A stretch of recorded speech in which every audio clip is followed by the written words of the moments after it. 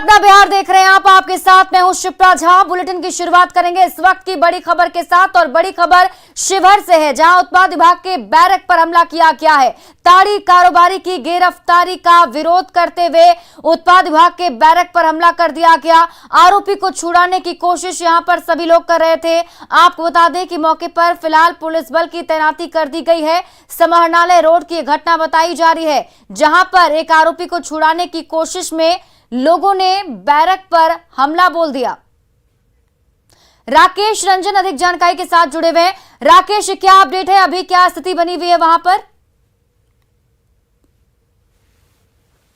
जवानों को वहां पर तैनात किया गया है और जो एसडीपीओ है और डीएसपी है वो खुद मौके पर मौजूद है। जो आक्रोशित लोग हैं उनको समझाने बुझाने का काम किया जा रहा है और जो पासी समाज के लोग हैं उनका आरोप है कि लगातार जो उत्पाद विभाग के लोग हैं पासी समाज के लोगों को तंग तबाह किया जाता है, उनसे अवैध उगाही का काम किया जाता है और जो ताड़ी का धंधा करते हैं उसको लाकर गिरफ्तार कर लिया जाता है। तो इस परिस्थिति में जहां सरकार लगातार ताड़ी के कारोबार को नई रूप देने के लिए उसे व्यावसायिक रूप प्रदान करने की कोशिश कर रही है, खुद मुख्यमंत्री नीतीश कुमार ताड़ी को नीरा बनाकर कई उत्पाद के तहत उसको बेचने का काम निर्देश दिया जा रहा है। ऐसी परिस्थिति में अगर पासी समाज को परेशान किया जा रहा है तो यह ठीक नहीं है और यही आक्रोश का कारण था। और लगातार जो बड़ी तादाद में, सैकड़ों की तादाद में जो लोग हैं वो बैरक के घेराव किए हुए हैं और प्रशासन और उत्पाद विभाग के खिलाफ जमकर नारेबाजी कर रहे हैं। जी, लोगों की क्या मांग है राकेश, क्या कह रहे हैं लोग वहां पर, और जिसे गिरफ्तार किया गया है उसके बारे में कुछ जानकारी?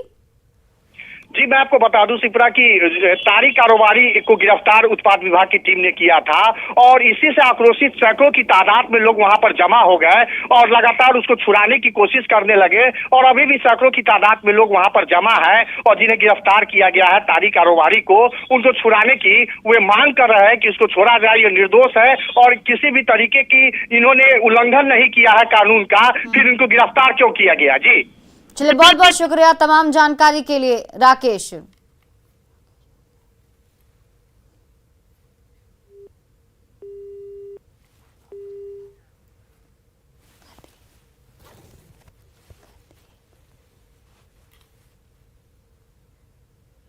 और इसी बीच पटना से एक और बड़ी खबर आपको बता दें, हथियार के साथ 2 युवक गिरफ्तार किया गया है। 2 देसी कट्टा और 11 कारतूस उसके पास से बरामद किए गए हैं। रामकृष्ण नगर थाना इलाके की घटना बताई जा रही है, जहां से 2 युवकों को गिरफ्तार किया गया, जिसके पास से हथियार बरामद किए गए हैं। 2 देसी कट्टा और 11 कारतूस दोनों युवक के पास से बरामद किया गया है। रामकृष्ण नगर इलाके से गिरफ्तारी की गई है, जहां पर बताया जा रहा है कि जब दोनों युवकों को गिरफ्तार किया गया उनके पास हथियार भी बरामद किए गए हैं। 2 देसी कट्टा और 11 कारतूस उनके पास से मिले हैं। अब फिलहाल पुलिस दोनों को गिरफ्तार कर पूछताछ कर रही है कि आखिर ये हथियार कहां लेकर जा रहे थे, ये हथियार इनके पास कैसे आया, क्योंकि अभी देखिए लगातार ऐसी खबरें जो हैं वो सामने आ रही हैं। और ये खबर आपको बता रहे हैं पटना के रामकृष्ण नगर से, जहां पर 2 युवक को गिरफ्तार किया गया है। और बेगूसराय से बड़ी खबर आपको बता दें, युवक की गला काटकर हत्या की गई है। सोई हुई हालत में यहां युवक की हत्या कर दी गई। धारदार हथियार से युवक का गला काट दिया गया। बछवाड़ा के चमथा की घटना बताई जा रही है और छोटू कुमार के रूप में युवक की पहचान हुई है। परिजनों ने बताया कि बीती रात खाना पीना खाकर छोटू कुमार घर में अकेले सोने के लिए चला गया था। सोई हुई अवस्था में अपराधियों ने पहले छोटू की बेरहमी से पिटाई की, फिर धारदार हथियार से गला रेतकर निर्मम हत्या कर दी। पुलिस ने जल्द ही अपराधियों की गिरफ्तारी का दावा किया है।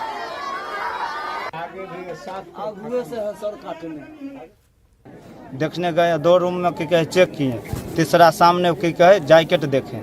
जैकेट देखला के बाद हम देख लिए कन्हा पर लाल देखे तो हमरा की कहे हम कान गए, हम कहे भौजी जाओ की कहे भोलू के मार दिया। इतना देखला के बाद हम दौड़ के गए जीतन भाई के बुलाने, तब तक में की कहे सब आदमी उनने से घर में से यहाँ जीतन भाई का बीबी का हमको घटना पर यही कहना है कि मैं बच्चा को खिला पिला के वहाँ से खाना खिला के भेजे हैं यहाँ पे, और गाड़ी लगाया जब वो घर में गया ही घर में ही लोग इतना दूर के आदमी नहीं देखा। 6:30 बजे जब यहाँ से आ गया 6:45 बजे कोई नहीं देखा मेरा बच्चा को। तब वो छत पर चढ़ के मोबाइल बोला कि छत पर मोबाइल देखता है। मेरा बच्चा कहाँ चला गया छत पर से मोबाइल देखा था। जब तक कोई नहीं मारा तब तक कैसे हमारा बच्चा मारा गया? बताइए, गर्दन काट के मार दिया। देखते हैं ना सब गोटा, हमको बच्चा चाहिए। कलारित करके हत्या की गई है और अभी किसी भी व्यक्ति का स्पष्ट नाम पता नहीं चला है, ना उनके परिजनों की तरफ से बताया गया है। जो मोबाइल नंबर मिला है उस पर हम लोग जांच के लिए दे दिए हैं, उस पर आगे कार्रवाई की जा रही है। नहीं, अभी तो सबको पोस्टमार्टम के लिए भेजा गया है। खबर दानापुर से है, जहां शराब बनाने की सूचना के बाद झखड़ी महादेव स्थित मुसहरी में पुलिस ने छापेमारी की। यहां छापेमारी के लिए पुलिस जेसीबी के साथ पहुंची थी। पुलिस ने जब नाली की जेसीबी से खुदाई की तो उससे जावा, महुआ और शराब निकली। महुआ और शराब को जेसीबी से नष्ट किया गया। जिस झोपड़ी में शराब की बिक्री होती थी उसे भी तोड़ दिया गया है। पुलिस कार्रवाई करती, लेकिन कुछ दिनों के बाद फिर तस्कर काम में जुट जाते हैं। अब देखने वाली बात होगी कि इतनी बड़ी कार्रवाई के बाद शराब की तस्करी यहां थमती है या नहीं।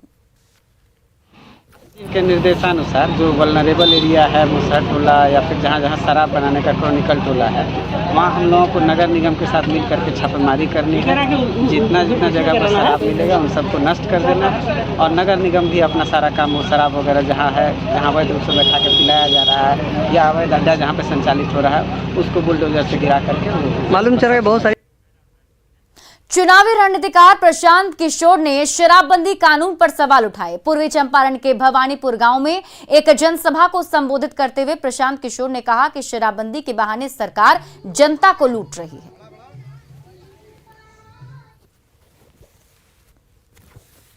शराब बंद होने से, शराबबंदी लागू होने से आपका, हमारा बिहार जैसे गरीब राज्य का हर साल 20,000 करोड़ का नुकसान हो रहा है।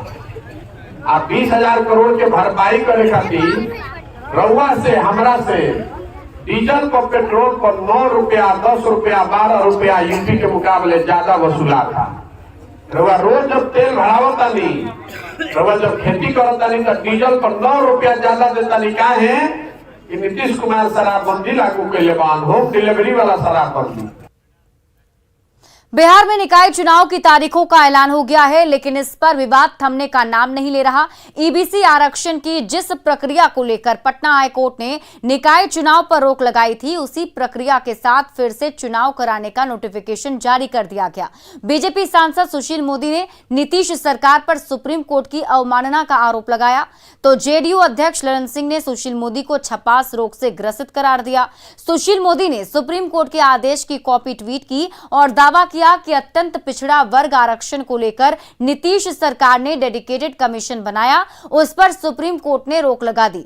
इस पर जेडीयू अध्यक्ष ललन सिंह ने सुशील मोदी को सुप्रीम कोर्ट के आदेश को पढ़ने की नसीहत देते हुए कहा कि सुप्रीम कोर्ट ने अति पिछड़ा वर्ग के आयोग पर नहीं, बल्कि आर्थिक रूप से पिछड़े वर्ग को समर्पित आयोग के गठन पर रोक लगाई है। इसके बाद सुशील मोदी ने सुप्रीम कोर्ट के आदेश में संशोधन की कॉपी भी जारी की, जिसमें 28 नवंबर 2022 के आदेश में संशोधन कर इकोनॉमिकली को एक्सट्रीमली बैकवर्ड कर दिया गया। आदेश की प्रति जारी करते हुए सुशील मोदी ने सरकार से पूछा कि क्या अब सरकार ईबीसी कमीशन की रिपोर्ट वापस लेगी। उन्होंने दावा किया कि नीतीश सरकार सुप्रीम कोर्ट के आदेश की अवहेलना कर निकाय चुनाव करवा रही है। सीएम नीतीश कुमार की जिद की वजह से इस पर फिर से रोक लगने वाली है और इस मामले पर सियासत भी शुरू हो गई है। आप भी सुनिए क्या कहना है सबका।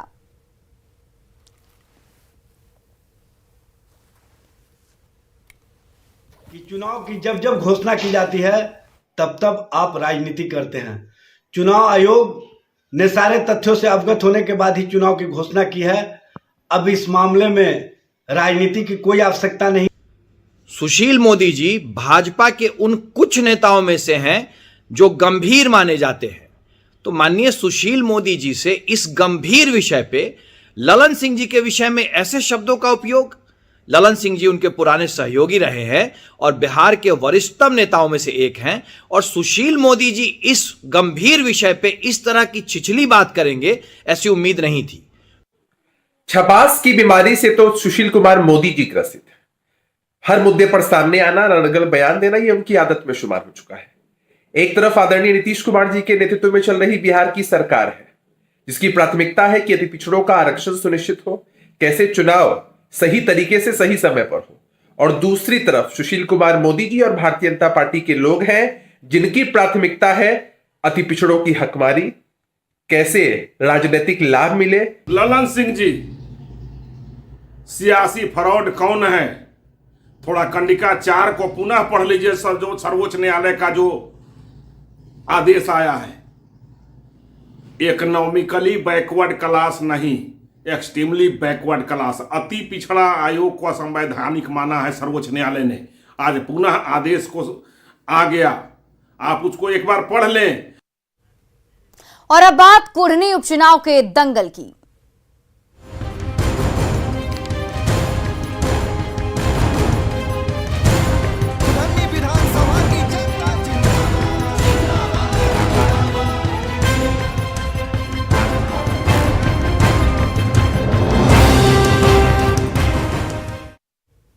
पूर्व डिप्टी सीएम का बड़ा दावा है। तारकिशोर प्रसाद ने बड़ा दावा किया है, कुढ़नी उपचुनाव में बीजेपी जीतेगी, ये दावा किया है तारकिशोर प्रसाद ने। उन्होंने कहा कि बिहार में लॉ एंड ऑर्डर फेल हो चुकी है और सरकार पर सीधा सीधा हमला बोला तारकिशोर प्रसाद ने। कुढ़नी के मतदाता तय कर लिए हैं कि उन्हें एनडीए के साथ जाना है, भारतीय जनता पार्टी के साथ जाना है। और बिहार की कानून व्यवस्था तो बिल्कुल माननीय मुख्यमंत्री जी के हाथ से निकल चुकी है, इस सरकार के हाथ से निकल चुकी है। आप देख रहे होंगे कि लगभग इस सरकार के 3 महीने होने चले हैं। ऐसा कोई दिन नहीं है जिस दिन की इस तरह की आपराधिक घटनाएं नहीं हुई हो। इधर ललन सिंह ने बीजेपी पर आरोप लगाया है, बीजेपी पर आरक्षण विरोधी होने का आरोप लगाया है ललन सिंह ने। मुजफ्फरपुर में उन्होंने ये बयान दिया जिसमें उन्होंने कहा कि बीजेपी आरक्षण विरोधी है। तो ये लगातार इस बात की भारतीय जनता पार्टी आरक्षण विरोधी है। ये 2015 के विधानसभा के चुनाव में ही परिलक्षित हो गया था, जब आरएसएस के प्रमुख मोहन भागवत जी ने यह बयान दिया कि आरक्षण की व्यवस्था पर पुनर्विचार होना चाहिए, आरक्षण की व्यवस्था की समीक्षा होनी चाहिए। ये जब उन्होंने बयान दिया था उससे स्पष्ट हो गया था। कुढ़नी उपचुनाव में बीजेपी की जीत का दावा पूर्व मंत्री और बीजेपी नेता प्रेम कुमार ने भी किया है। उन्होंने कहा कि जनता ने बीजेपी को मत देने का मन बना लिया है। भारतीय जनता पार्टी को फर्क पड़ने वाला नहीं है और मैं 3 दिनों से कुढ़नी विधानसभा क्षेत्र के दर्जनों गांव में गया और भारतीय जनता पार्टी के पक्ष में एक लहर चल रहा है। हमारे प्रत्याशी केदार गुप्ता की भारी मत होगी। और शिक्षा विभाग ने एक बड़ा आदेश जारी किया है। मुंगेर, भागलपुर, बांका के लिए यह आदेश जारी किया गया जिसमें सरकारी शिक्षकों में आक्रोश है।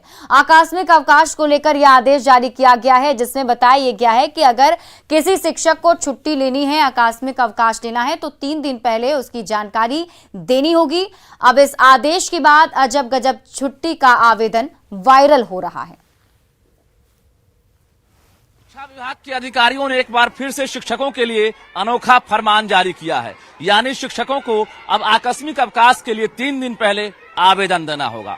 भागलपुर, मुंगेर और बांका में ये चिट्ठी जारी हुई है, जिसके बाद जो शिक्षक नेता हैं और शिक्षक हैं उनमें आक्रोश देखने को मिल रहा है। तो इस वक्त हम राजधानी पटना में हैं, जहां हमारे साथ शिक्षक नेता भी हैं और शिक्षक भी मौजूद हैं। क्या कहेंगे, ये जो आदेश है किस तरह का आदेश है? हालांकि आकस्मिक अवकाश हम लोग हमेशा स्वीकृत करा करके ही जाते हैं, ये हमारा राइट नहीं है, फिर भी इसका नाम आकस्मिक अवकाश है। और इसमें जैसे हम लोगों को विभागीय आदेश मोबाइल से प्राप्त हो जाता है, तो यह शिक्षकों को भी यह राइट मिलना चाहिए कि वो आकस्मिकता के आधार पर वो अवकाश ले सके। ये तुगलकी फरमान जो है ये कहीं से भी जायज नहीं है। कैमरामैन मनीष उनिया के साथ रजनीश कुमार, न्यूज 18 पटना। केंद्रीय वित्त मंत्री निर्मला सीतारमण ने गया के विष्णुपद स्थित देवघाट पर पिंडदान किया। उन्होंने अपने परिवार के सदस्यों के साथ अपने पूर्वजों की आत्मा की शांति के लिए गया में पिंडदान और तर्पण किया है। साथ ही उन्होंने विष्णुपद मंदिर में पूजा अर्चना की। उन्होंने करीब 20 मिनट तक फल्गु नदी के तट पर पिंडदान किया। इस दौरान आम लोगों और मीडिया कर्मियों के प्रवेश पर भी रोक लगा दी गई थी।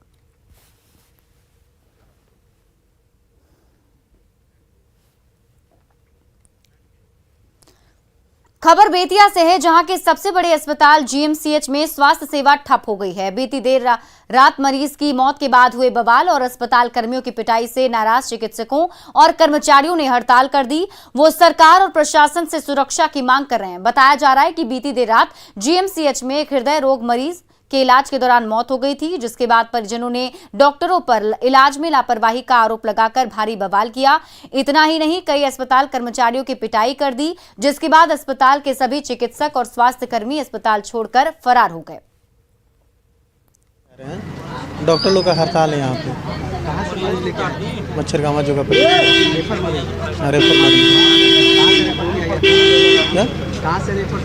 जोगापट्टी से बेतिया लेके यहाँ पर क्या हुआ? यहाँ पे हड़ताल चल रहा है, नहीं देखा जा रहा है। पटना में खादी को बढ़ावा देने के लिए खादी मॉल में पूरे दिसंबर तक 50% की छूट चल रही है, जिसका जायजा लिया हमारी संवाददाता विनीता मिश्रा ने। अब लोगों की पहली पसंद बनती हुई नजर आ रही है। यही वजह है कि खादी मॉल में ऑफर दिए जा रहे हैं। 1 दिसंबर से इस ऑफर की शुरुआत हुई है और इस मॉल में आप कोई भी खादी के सामान खरीदते हैं तो आपको 50% की छूट दिए जा रहे हैं। और खादी मॉल की जो तस्वीरें हैं वो हम आपको दिखा रहे हैं। खादी की साड़ी, खादी के कुर्ते और खादी के सारे सामान, यानी एक छत के नीचे आपको खादी के सारे ब्रांड मिल जाएंगे। और इसमें जो 4 चांद है वो ये ऑफर लगा रहा है, क्योंकि कोई भी सामान अगर मान लीजिए कि 1000 रुपए की आपको पसंद आई तो वो सिर्फ इस ऑफर के तहत 500 रुपए में आपको मिल जाएंगे। क्या कुछ ऑफर है और कब तक ये वैलिड है, हम ये भी समझते हैं। सर, ऑफर की शुरुआत हो गई है 1 दिसंबर से, कब तक ये ऑफर चलेगा? ये 1 दिसंबर से 31 दिसंबर तक ऑफर चलेगा। खादी वस्त्रों की बिक्री पर 50% की भारी छूट दी जा रही है। ऐसा छूट खादी मॉल में पहली बार और बिहार में पहली बार है कि इतनी प्रतिशत की छूट खादी वस्त्रों पर दी जा रही है। कल ही का आपका बिक्री का आंकड़ा जो है, कुल बिक्री मेरा 36 लाख पार कर गया और नेट वैल्यू में 18,55,000 रुपये प्राप्ति हुई। और लोगों का जो है सो खादी के प्रति इतनी रुझान थी कि जो पहले 1-2 साड़ियाँ ले जाती थी महिलाएं, वो 5-5 साड़ियाँ ले जा रही थी। अभी ऑफर है तो इस वजह से। और सोचे। क्या नाम है आपका? नीलम कुमारी। अभी ऑफर चल रहा है तो ज्यादा खरीदारी करेंगे? हाँ, ऑफर के चलते ज्यादा खरीदारी करेंगे। ये सारी खादी की है, कितना दाम है इसका? 6000 का है, आफ्टर डिस्काउंट 3000 पड़ेगा। हाँ, मलवरी सिल्क है ये।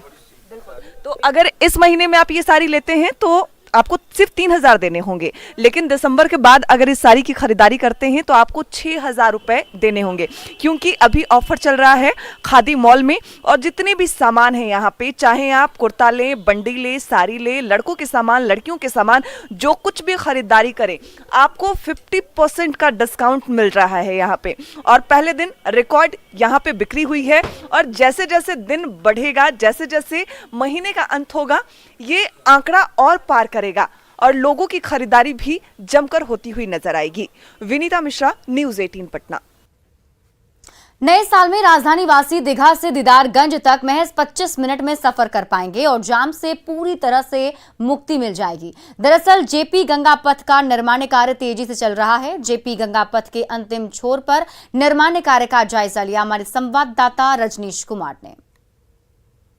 राजधानी पटना में अब जल्द ही लोगों को जाम से पूरी तरह से मुक्ति मिलने वाली है, क्योंकि जेपी गंगा पथ का 80% काम पूरा हो चुका है। इस वक्त हम पहुंचे हैं गाय घाट से सटे हुए कदम घाट पर, यानी अब तक आप पीएमसीएच तक सफर कर पा रहे थे।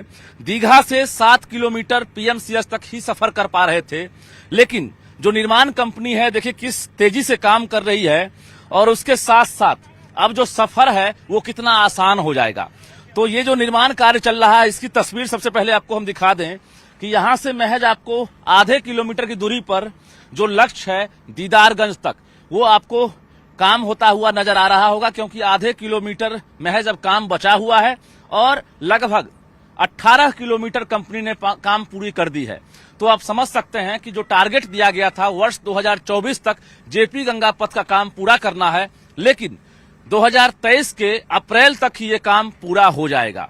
और जिसको लेकर कुल 6 जगह कनेक्टिविटी तैयार की जा रही है, यानी आप समझ सकते हैं कि एलसीटी घाट से लेकर पीएमसीएच तक कई जगह कनेक्टिविटी आपको देखने को मिलेगा। अब उसके साथ साथ कृष्णा घाट तक भी आप दीघा से सीधे आकर आप अशोक राजपथ का रास्ता अपना सकते हैं। तो जाम से पूरी तरह से मुक्ति मिल जाएगी, क्योंकि एक तरफ जहां मेट्रो निर्माण काम चल रहा है और गांधी मैदान से आपको पटना सिटी जाने में घंटों लग जा रहा है, लेकिन जेपी गंगा पथ तैयार हो जाने से आप सीधे दीघा से लेकर आप। और इस बीच बड़ी खबर आपको बता दें, शराबबंदी वाले बिहार में एक बार फिर जहरीली शराब कांड का एक संदिग्ध मामला सामने आया है। वैशाली से एक खबर है, महनार स्थित एक निजी स्कूल के प्रिंसिपल की मौत हो गई है, जबकि एक युवक गंभीर रूप से बीमार हो गया है, जिसे प्राथमिक उपचार के बाद सदर अस्पताल रेफर कर दिया गया। प्रिंसिपल का नाम जय प्रधान नेवर है, जो दार्जिलिंग के रहने वाले थे। स्कूल के संचालक ने शराब पीने से मौत की बात कही है। वहीं पुलिस पूरे मामले को अभी संदिग्ध मान रही है, इसलिए शव को पोस्टमार्टम के लिए हाजीपुर लाया गया है। वहीं दूसरी ओर महनार के ही देशराजपुर निवासी एक युवक राहुल की तबीयत खराब होने के बाद गंभीर हालत में हाजीपुर सदर अस्पताल रेफर कर दिया गया है। महनार के पीएचसी में राहुल का इलाज करने वाले चिकित्सक ने भी शराब पीने की आशंका जाहिर की। राहुल के पुर्जे पर भी सस्पेक्टेड केस ऑफ अल्कोहल लिखा हुआ है, जिससे आशंका जताई जा रही है कि राहुल ने 2 दिन पहले शराब पी थी। हालांकि ये पता नहीं चल सका है कि राहुल और प्रिंसिपल ने एक साथ शराब पी थी या दोनों ने अलग अलग शराब का सेवन किया था। तो बड़ी खबर आपको बता रहे हैं, जिसमें देखिए मोतिहारी से बड़ी खबर सामने आ रही है, जहां पर बताया जा रहा है जिला खनन अधिकारी पर गोली चली है। इस वक्त की बड़ी खबर आपको मोतिहारी से बता रहे हैं, जहां बालू माफिया पर गोली चलाने का आरोप लगा है। बालू माफिया ने गोलीबारी की है, जिससे बाल महिला अधिकारी की जान बच गई। बालू लदी गाड़ियों को भाग रहे थे और तभी गाड़ियों को पकड़ने के लिए वहां पर पुलिस की टीम मौजूद थी, तभी वहां पर गोलीबारी की गई है। मुकेश हमारे सहयोगी अधिक जानकारी के साथ जुड़े हुए। मुकेश, क्या है पूरा मामला? जी बता दूं कि यह सोशल मीडिया पर बार बार खबर आ रही थी कि बालू माफिया अवैध तरीके से गंडक नदी से बालू निकाल रहे हैं, और इसी सूचना पर आज जिला खनन पदाधिकारी रागिनी कुमारी अपने दलबल के साथ वहां पहुंची हैं।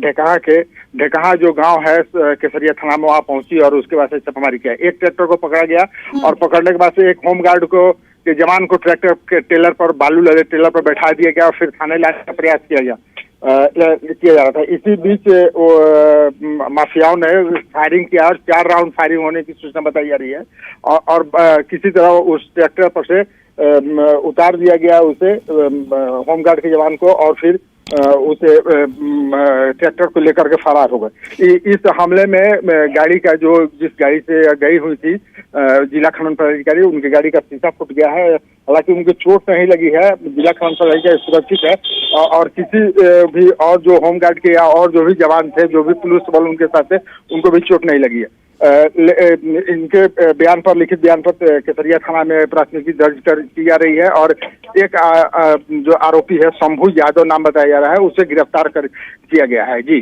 चलिए, बहुत बहुत शुक्रिया तमाम जानकारी के लिए मुकेश। और फिलहाल इस बुलेटिन में अभी के लिए बस इतना ही। आप देखते रहिए न्यूज़ 18 बिहार झारखंड।